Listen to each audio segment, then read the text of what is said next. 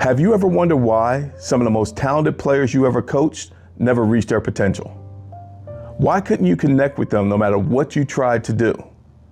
I spent 9 years in the NFL as a strength and conditioning coach. I went to 3 Super Bowls, winning 1. But the most difficult part of my job had nothing to do with the weight room. I watched players get thrown away.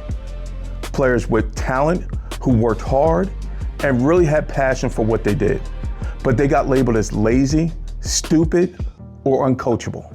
And those players carry that label with them. And some of them never recover from being put in that doghouse. And trust me, that doghouse is lonely. Over time, I started to connect the dots. The missed assignments, the inconsistency. The guy who could perform perfectly during one-on-ones, but struggled during full install. The players who needed you to show them so many different ways to do one thing before it actually clicked. But once it clicked, he owned it. That's not laziness, that's not stupidity. They weren't flawed. They were neurodivergent. Their brains were just wired differently. Not broken, just different.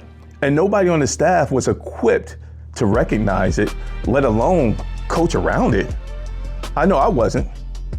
And as I look back now, I think of some of the young men that I could have did a better job for. So I started doing my own research.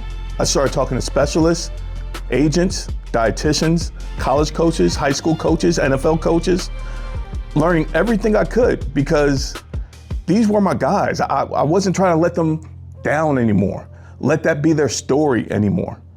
And it was up to me. I played a part in that. And that's something I wanted to improve on. Here's what I've learned.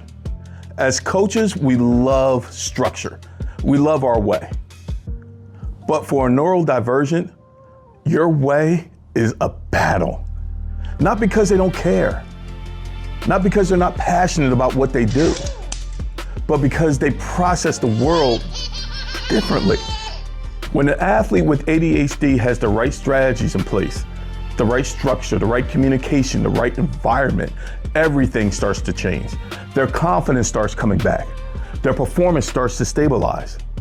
They stop second guessing themselves and begin to play with confidence. They start to become that player that you drafted, that player that you recruited. And the coaches around them, they stopped feeling frustrated and started feeling like they were actually reaching somebody. I've seen it, I've been a part of it. It didn't take magic.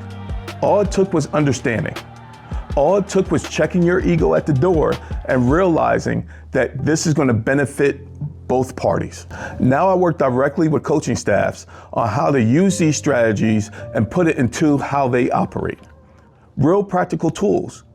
How you communicate with your players, how you structure your session, how you build the kind of trust that you've been looking for all these years to unlock the performance that you've been waiting for. If you've got a player that you've been struggling with, let's open up a new line of communication so that you're not using the same strategies that may be outdated. Not everybody's wired the same. I'm not okay with that being the story anymore. There are talented players in the league right now who are one misunderstanding away from being kicked out of the league, one misunderstanding away from getting a DUI, one misunderstanding away from getting a domestic violence case, or maybe worse. And there are coaches who genuinely want to reach them, but they just don't have the tools yet. Don't miss out on a player because of a disconnection. The next move is yours.